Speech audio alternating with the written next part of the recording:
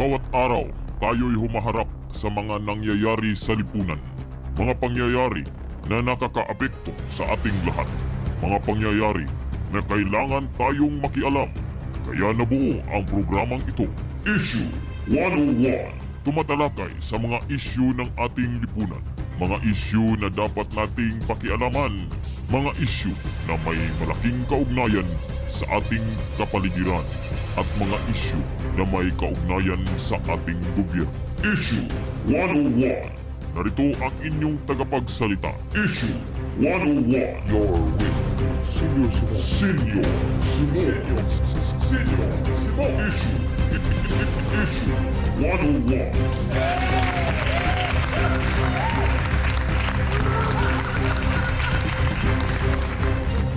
Luzon, Visayas, at Mindanao. Buong bansa, buong Pilipinas, buong mundo na may Pilipino.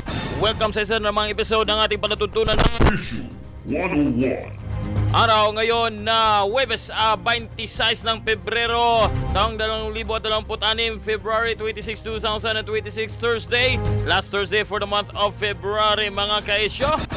Welcome sa isa na namang episode ng ating palatuntunan ng Issue 101, kung saan tatalakayin natin sa episode na ito, Lumantad ang kumuha ng video na nilabas ng prosecutor ng International Criminal Court or ICC sa confirmation of charges hearing ni former President Rodrigo Duterte or Fprrd.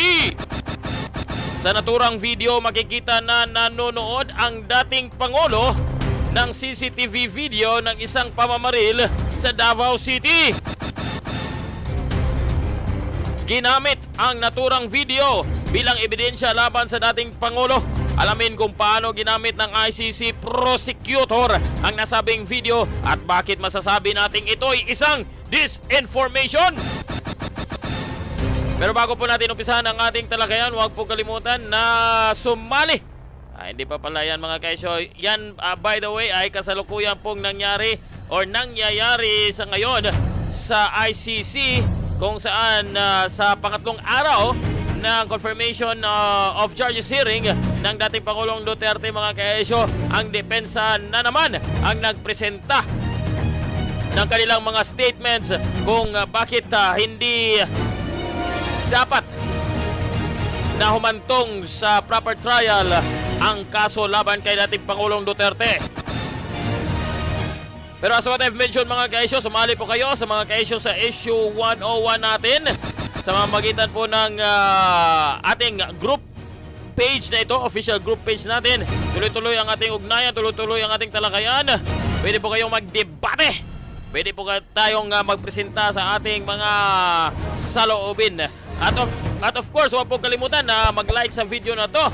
I-click nyo po ang subscribe button na yung notification bell, sana all, para kayo mapapalahanan kung sakasakaling tayo may live stream katulad nito. At huwag po din ninyong kalimutan, mga kaisyon, na i-follow nyo po at i-like ang ating Facebook fan page, pati na rin ang ating X account na at Senior Simon 101. Puntahan muna natin, mga kaisyo, ang nangyayari po sa kasalukuyang or sa ngayon. Ang pakinggan po muna natin itong paglalahad or itong presentation ng depensa, mga kaisyo, para sa kanilang appeal na hindi kailangan o dapat tanggapin ng ICC ang kaso ni dating Pangulong Duterte. Pakinggan natin si Attorney Kaufman. Committed as a result of a direct order given by him. This, in and of itself, should be sufficient to convince any reasonable bystander observing the conduct of these proceedings that Rodrigo Duterte is innocent of these charges leveled at him. It is for this reason, and because of the complete lack of reliable cooperating witnesses, that the prosecution has alleged not one, but a plethora of theories as to the means of perpetration, to link the crimes allegedly committed to the person who is far removed from the incidents of murder and who has been targeted for prosecution. And I say targeted for prosecution.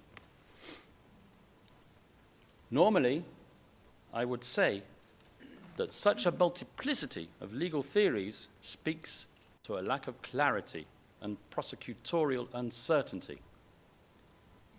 Indeed, some of these modes of liability, as pleaded, contradict each other as a matter of logic. Nonetheless, I would like to make the following general observation.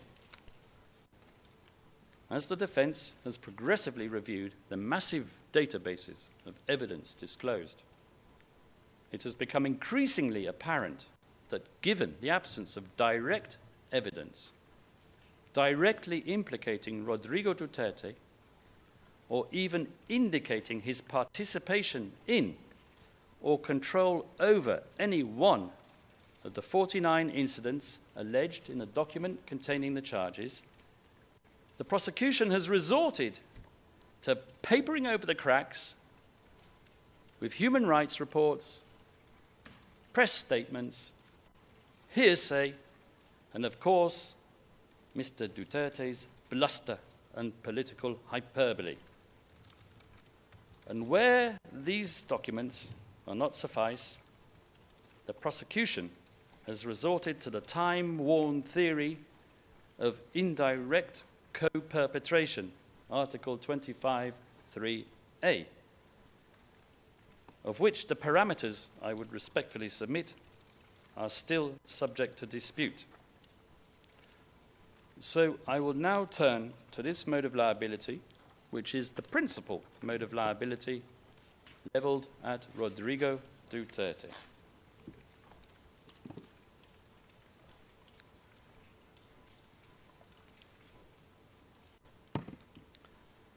As we all know, in order to prove criminal liability through indirect co-perpetration, there is a need to show a common plan upon which the suspect and his co-perpetrators, because you need co-perpetrators for indirect co-perpetration, a plan on which they mutually agreed. And that common plan must, without exception, have a criminal element. As I have already stated, the only plan in play was not just totally legitimate in nature, but was, in addition, wildly supported by the Filipino electorate, which ensured that Mayor Rodrigo Duterte's governance of Davao City throughout the years would thereafter put him into the Malacanang. According to the prosecution, the criminality of the common plan expressed itself as follows, and I quote from their documentation: an agreement to neutralize alleged criminals in the Philippines, including those associated with drugs, through violent crimes, including murder. Well, they really covered all options there. The existence of such a criminal plan is, of course, entirely preposterous, and, I should say, totally denied.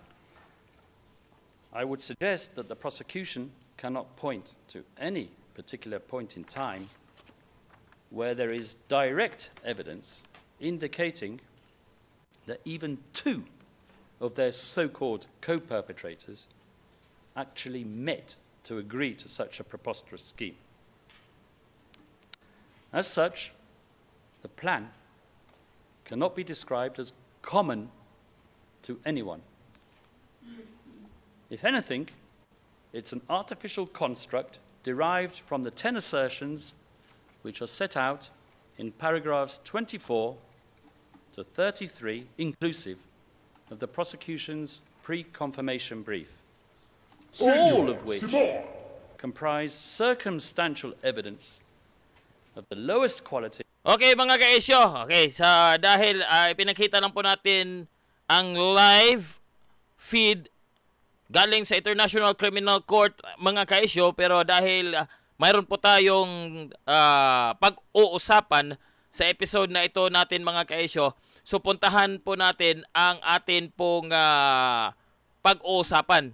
Pero as what I've mentioned, dito muna tayo sa sinasabi ni Attorney Gilbert Andres, ang common legal representative of the victims, mga kaisyo, doon sa ICC. Dahil sabi niya dito, mga kaisyo, the ICC is an independent international tribunal. The Office of the Prosecutor is an independent organ, so it will never receive funds from any state government.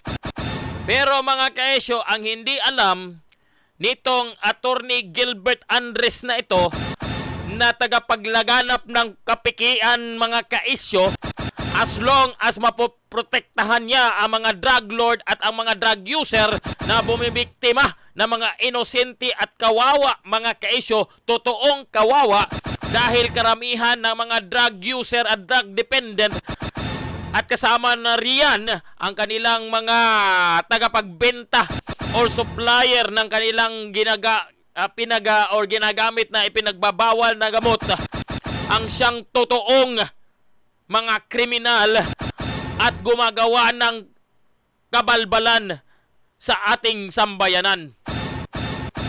Ang totoo po kasi nga yan mga kaisyo, ang pondo ng ICC ay itong kanilang mga bansa na kasapi ng ICC.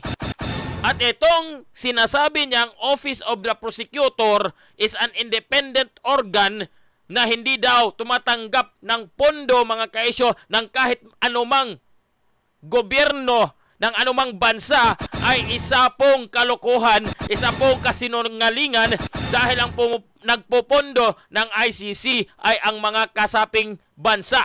At itong ICC din ay tumatanggap, mga kaisyo, ng pondo ng mga pribadong kumpanya o pribadong mga tao. In other words, dahil ang Office of the Prosecutor ay kabahagi ng ICC, mga kaisyo, tumatanggap ito ng pondo indirectly galing sa mga bansa na kasapi ng ICC, mga pribadong individual at mga pribadong korporasyon at kumpanya. Kaya wag po kayong maniwala dito sa kasinungalingan nitong si Attorney Gilbert Andres na modernong makapili na ibinenta ang ating kababayan sa mga dayuhan, mga kaisyo, para doon hatulan itong modern makapili na si Attorney Gilbert Andres na sukdulan ang kasinungalingan, mga kaisyo. Pero hindi po yan, ha? As what I mentioned, ang atin pong pag-usapan dito tayo, mga kaisyo. Ito po ay nangyari noong February 23, mga kaisyo. Unang araw sa confirmation of charges hearing ng dating Pangulong Duterte, kung saan ibinida ng prosecution, mga kaisyo, ang video na nanonood si dating Pangulong Duterte ng CCTV video, mga ka-isyo. Quick example. Incident 3 in our pre-confirmation brief, murders in Agdao Market. I'm just going to go through one of them. Your Honors, this is at paragraphs 91 to 92 of our pre-confirmation brief and page 36 of the notebook we passed around this morning. Incident 3 is about the murders, or what happened in Incident 3 is the murder of 3 people in that market on or about 4 December 2013. Before carrying out the murders. So itong video, mga kaisyo, sabi dito, killing of 3 alleged thieves. So mga magnanakaw na ito, mga kaisyo, sa Agdao Public Market sa Davao City noong Disyembre 4 taong 2013, mga kaisyo. 3 DDS members who will see received instructions from their handler that there was a job to be done. And the victims in this crime were 3 alleged thieves. So we have 3 hitmen and 3 victims. The informant helped the DDS hitmen to locate the targets, the victims, who were at a shop in Agdao Market that day. And when the hitmen reached the shop, each one shot and killed one of the targets and murdered them in broad daylight. After the killing, the hitmen reported back to their handler up the pyramid chain that the job was done. And their handler in this case, then informed Sonny Buenaventura, who at that time was one of Mr. Duterte's most trusted men. The reward for this incident, for these 3 murders, was 90,000 pesos total. That's at our brief at para 91. Now, what's interesting about this incident is that a few weeks later, after the murders, a video of Mr. Duterte watching the crime on CCTV was posted to YouTube. And Okay. So, a few days later daw mga kaisyo, lumabas daw ang video na nanonood si dating Pangulong Duterte ng nakuhang CCTV mga kaisyo sa naturang pagpatay o pagbaril mga kaisyo. I'll show that video, Your Honors, in a minute. But in the video, you'll see Mr. Duterte standing in the CCTV room looking at a bank of television screens.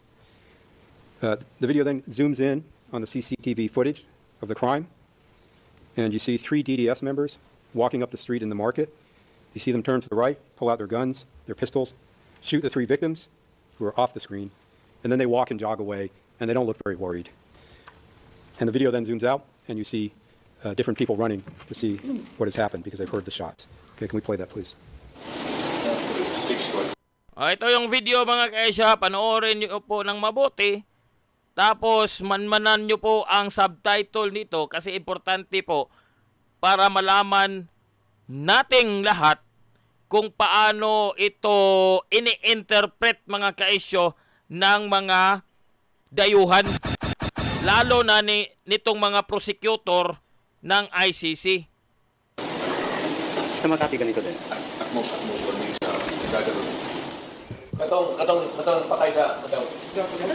Kita nang ba? Kamay dua, kanang nang bagla. Kana. Bisa ba mo kay mo? Mo pero mo kini klaro. Mo lang kana.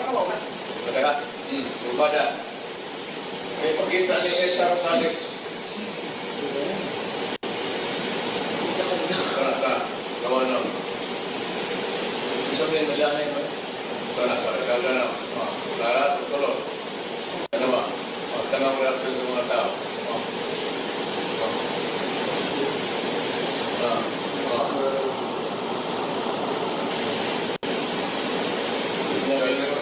Dito, patay na. Ito. And you have to wonder if what my friend said is true, that Mr. Duterte is an honest mayor trying to solve crime. You have to wonder, Mr. Duterte portrayed himself as tough on crime, law and order enforcer. This triple murder was filmed. Mayor Duterte watched it himself. You can see the perpetrators shooting, committing the crime. Sabi niya mga kaisyo, kinunan daw ng video ang naturang krimen. Klaro, CCTV yun mga kaisyo. Sabi niya, the crime was filmed. Anong film? As if talagang intended yung pagkuha ng video. Niloloko tayo talaga nitong ICC bulok na ito mga kaisyo. Sabi niya, kinunan ng video. Pero nakita po natin, CCTV yung nakuha mga kaisyo. Mamaya mga kaisyo, dahil kakaklaruhin sa atin, nung nagkuha mismo ng video na ginamit nitong taga-ICC. Ha? Yet, Mr. Duterte, the former prosecutor, Mr. Tough on Crime, could not get this triple murder committed in a market in broad daylight with multiple eyewitnesses solved? Of course not. Because it was his murder. Wait. Sa Agdaw ito ha? Tingnan natin mga kaisyo. Kung itong nangyaring krimen sa Agdaw market,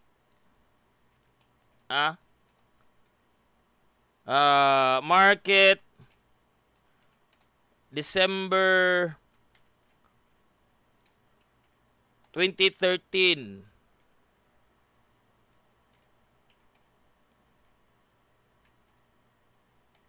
murder.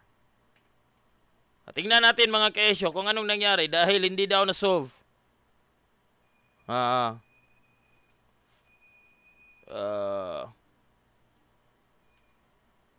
What happened to the suspects?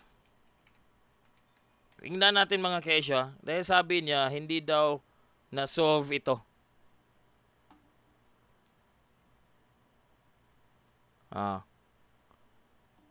Impugn what happened to the suspect February 2026. The 3 individuals were alleged member. Context: victims. The 3 victims reported at that time. Public reactions.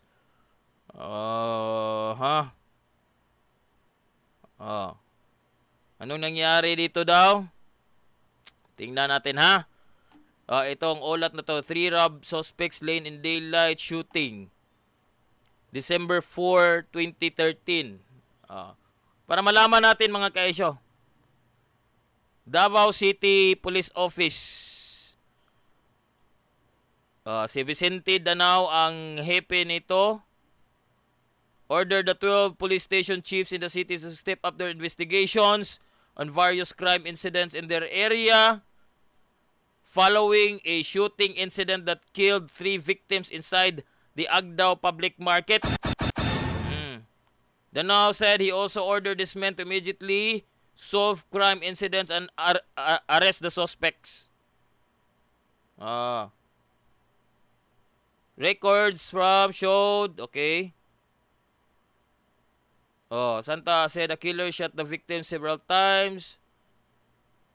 According to witness. Sabi dito ha, Danao said the killing could have been an act of vengeance. There is a possibility na ang gumawa niyan ay may galit sa kanila. Kung naging biktima ka ba naman nila, di ba ba't to? Okay.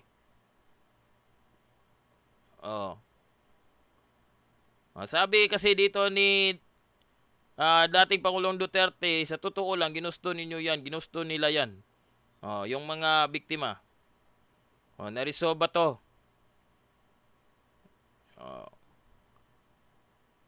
What happened? Walang nakalagay na balita.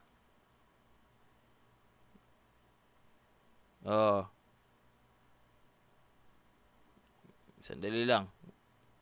Mag-search nga kayo kung may nanonood po sa atin dito na makakatulong kung ano bang nangyari sa mga pumatay nito. Totoo bang mga DDS ang pumatay nito?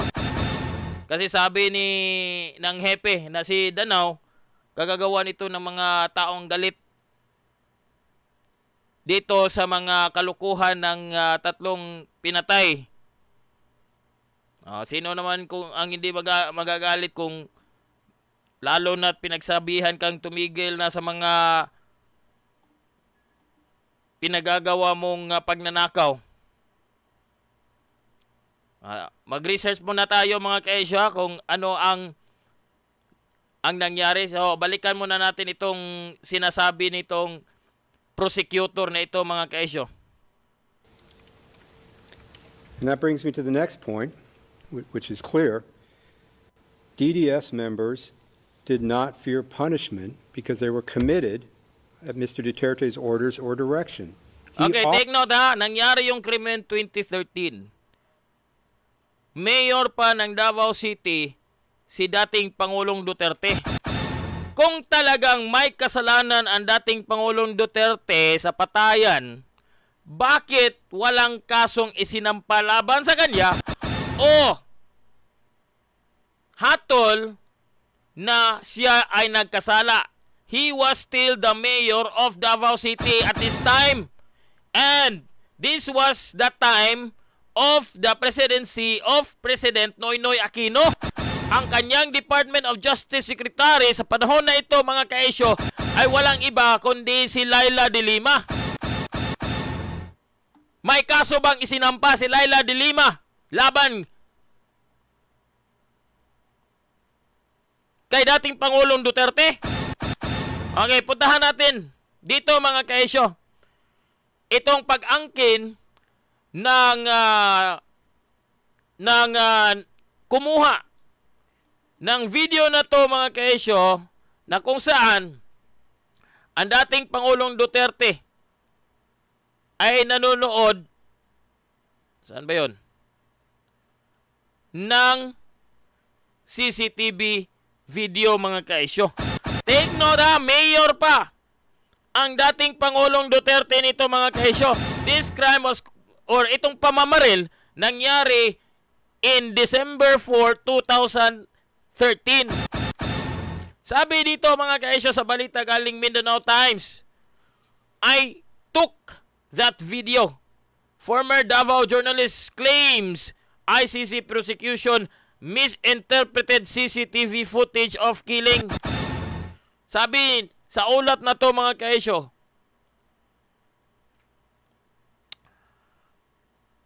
ICC prosecutors allege that the footage shows Duterte gloating over the killing, suggesting the perpetrators, purported members of the Davao Death Squad or DDS, acted with impunity under his orders. O dahil kanina mga kaisyo, sabi dito sa ulat kasi sabi ni Duterte, sa totoo lang ginusto ninyo yan, ginusto nila yan. So ito ang pinagbabasihan nitong mga ugok ng bulok na International Criminal Court na si dating Pangulong Duterte na mayor pa noon mga kaisyo ang mastermind sa naturang patayan. Dagdag dito sa ulat na to. However, veteran Davao journalist Bin Tisyurna, posting under his Facebook name Aison and Royset or Nosia Tisyurna, contested this narrative. Tisyurna, who was present at the time of the original recording, clarified that the context of the video had nothing to do with the endorsing extrajudicial killings. Sabi niya, I took that video myself and nowhere in the video was Duterte or Fprrd gloating about the killing.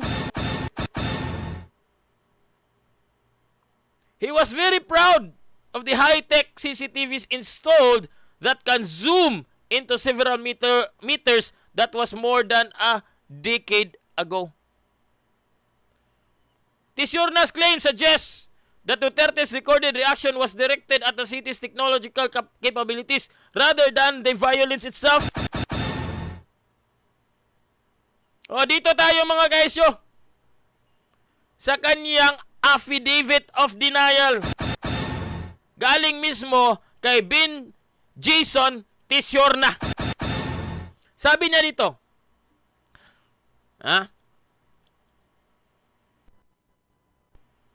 sabi niya, may naninirahan siya sa Diamond Heights. Okay. Number 1, last February 23, 2026, I was monitoring the ICC confirmation of charges against former President Rodrigo Duterte or Fprrd. During the opening statement of an ICC Prosecutor, Julian Nicos, I saw that he presented a certain video before the ICC or before the court and broadcasted worldwide with English subtitles. Number 3, I respectfully informed the ICC Pretrial Chamber 1 and Prosecutor Mr. J. Nichols that I was the one who took and recorded the same video on December 19, 2013 during the media showcase of the newly installed CCTV system of the Central 911 of Davao City. I was then a journalist writer of Sunstar Davao. Sabi niya, I own the copyright over said video and have not authorized anybody nor the ICC prosecutor to show or broadcast the same for any purpose. Since after recording the same video in my personal mobile phone any and all showing or broadcast thereafter of the same video without my permission is considered illegal in any jurisdiction. Ay nako! Nagnakaw pa ng video ang ICC! Talagang magnanakaw itong ICC bulok, mga kaisyo. Pati video, ninanakaw pa nila. The video is not public and therefore requires my explicit permission. Also, the video shown during the confirmation of charges, sabi niya, ang video daw na ipinakita doon sa korte, mayroong English subtitles to make it appear and ascribe the voices allegedly to certain persons, including allegedly that of Fprrd.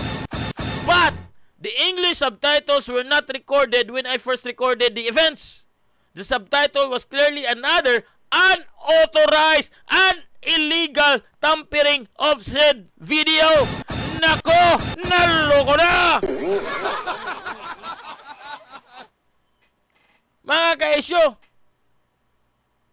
ha? So, hindi pa otorisado ang pagpapakita nito sa publiko dahil ito ay personal na kuha nitong si Ben Jason Tisiorna, dinagdagan pa ng English subtitle na wala naman doon sa original, mga kaisyo, without his explicit or without his permission. Ha? This is what we called as tampering of the said video. Magnanakaw pa ang ICC bulok, tapos ang ginamit pa ay tinamper pa yung video sa pamamagitan ng pagdagdag nito ng subtitle. Number 7. Also, I have not been contacted by any ICC investigator or that prosecutor who presented it before the ICC PT1.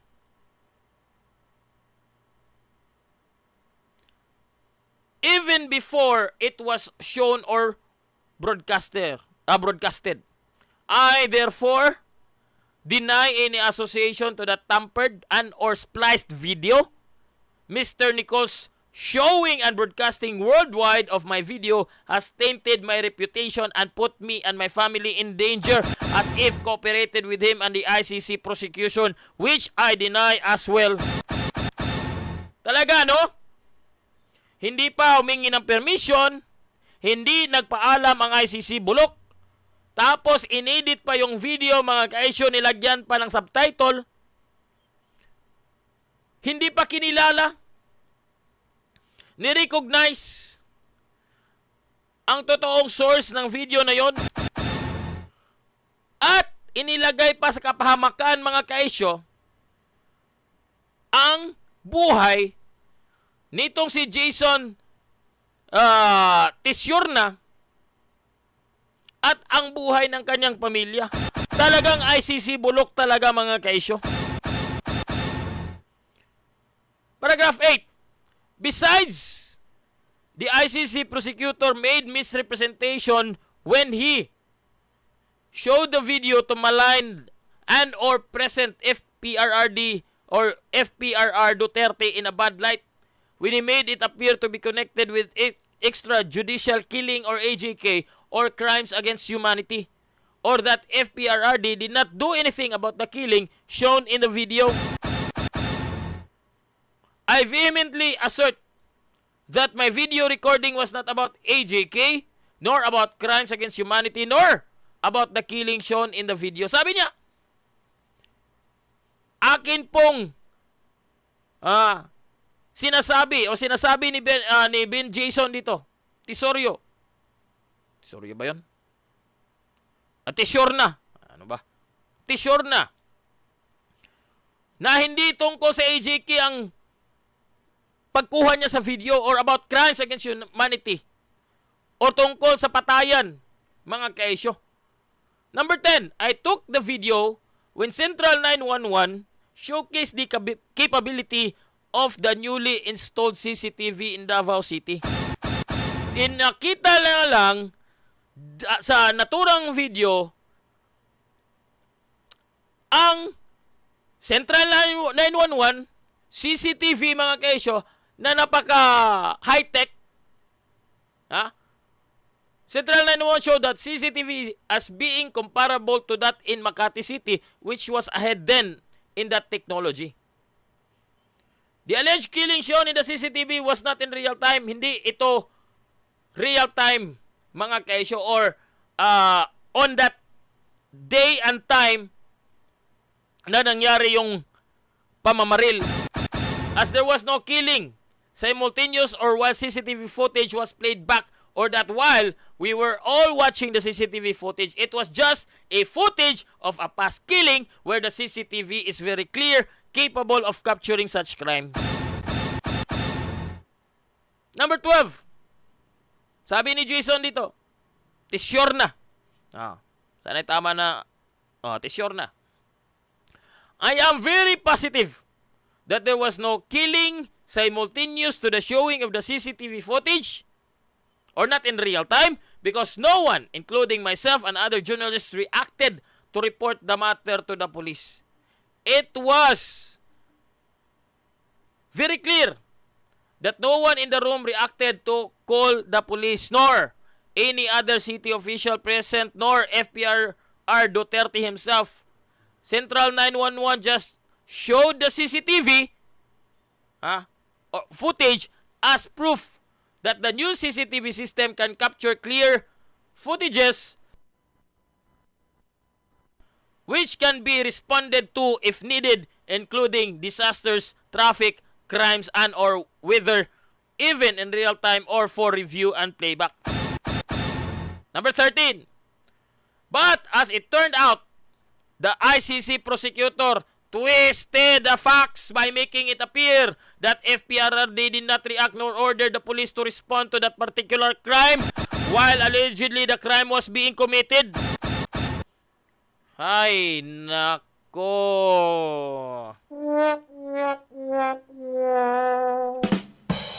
No one, including Fprrd, reacted because it was not real time. It was just a showing of the capability of the city. Besides, my full and unedited video showed that Fprrd lamented at the end of the video and had premonition then that the killing in the CCTV will be blamed on him, which is what ICC Prosecutor Mr. Nichols just did. Grabe, no? Ito'y anong tawag dito? Natag-anan ba? Natag-anan. Nahulaan. Yan. Ito'y nahulaan pa ng dating Pangulong Duterte na ang video na nakuha mga ka-issue ay gagamitin pa laban sa kanya. Dahil para kasi ipinarating nitong kawatan ng video na prosecutor ng ICC bulok mga ka-issue na walang ginawa ang dating Pangulong Duterte na mayor pa ng panahon na to while the crime is ongoing. And this affidavit proves na it was just a review of the CCTV footage. Number 14, the police can confirm that no crime of killing is shown to have happened on December 19, 2013 in that particular place. Kasi December 19 nakuha yung video. Ang krimen dito nangyari December 4, 2013 mga ka-issue. I reserve to present proof if necessary. To have happened on December 19, 2013, that particular place. I reserve to present proof if necessary. I have a separate news report of that Agdao incident on December 4, 2013, which the police already investigated even before that CCTV was presented to media. Contrary to Mr. Nichols' assertion that Fprrd did nothing to investigate those death of notorious criminals. Si Danao mismo nagsabi na hinahabol nila kung sino man ang may kagawa ng pagpatay doon sa Agdao Public Market, mga kaisyo. Number 15. Therefore, I respectfully request the ICC pre-trial to order the ICC Prosecutor to issue an apology for his misrepresentation, actually disinformation, and to remove the same video from the court registry or records. I also humbly demand a public apology from the ICC Prosecutor himself for his misrepresentation and or recklessness by Friday, February 27, 2026 or before end of confirmation of charges. Nako! Nako!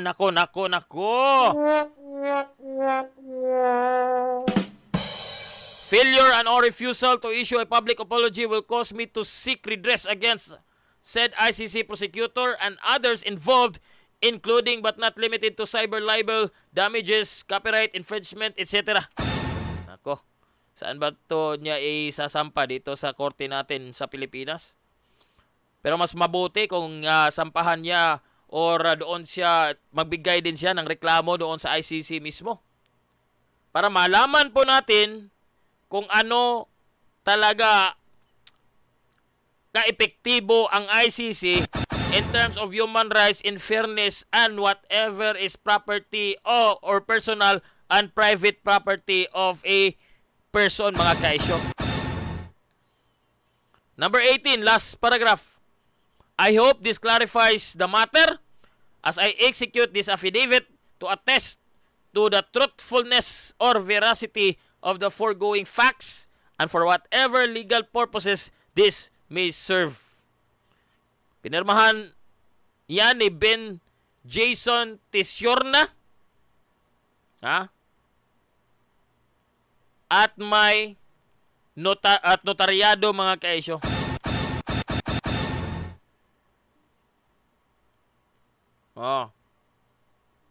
So ano na ngayon?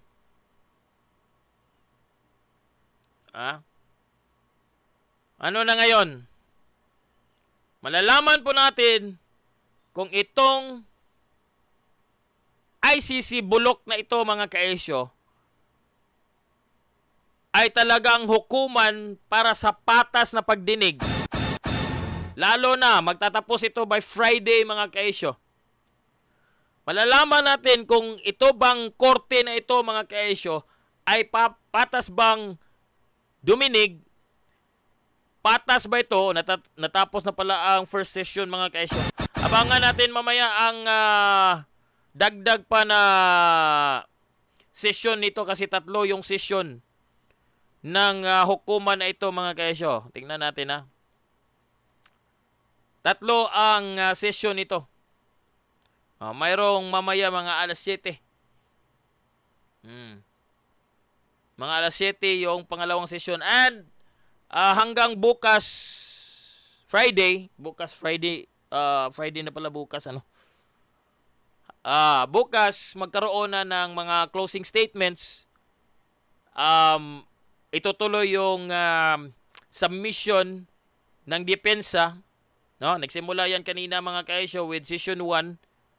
Abangan natin mamaya yung session 2 kung sino ang magsasalita sa mga defense counsel.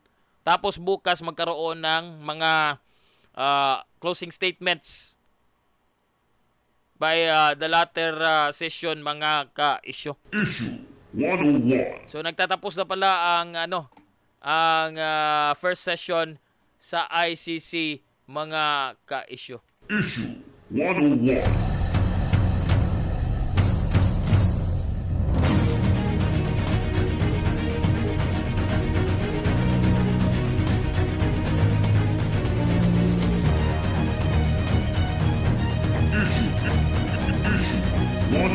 So, mga kaisyo, hanggang dyan lang po muna tayo. Walang nag-chat dito sa ating live ngayon, mga kaisyo. Kung mayroon pa mong nanonood sa atin dito, pwede ko po kayong i-shoutout muna bago tayo tuluyang magtapos. para kahit pa paano makilala ko po kayong nanonood sa atin dito mga ka-isyo.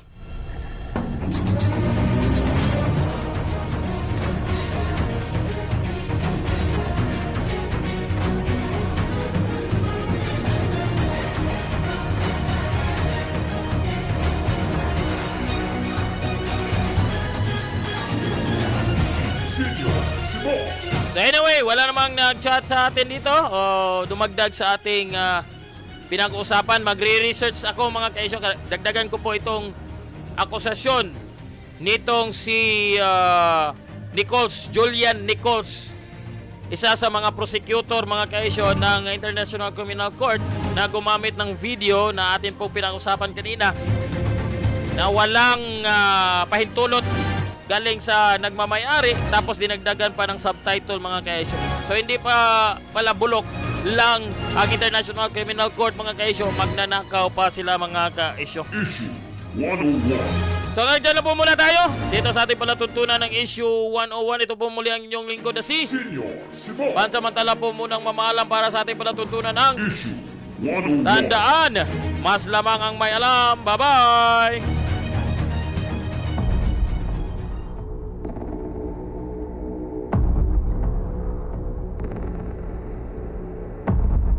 At yan ang Issue 101. Ang hilin natin sa mga kinauukulan ay umaksyon. Hanggang sa susunod, maraming salamat sa inyong pagsubaybay.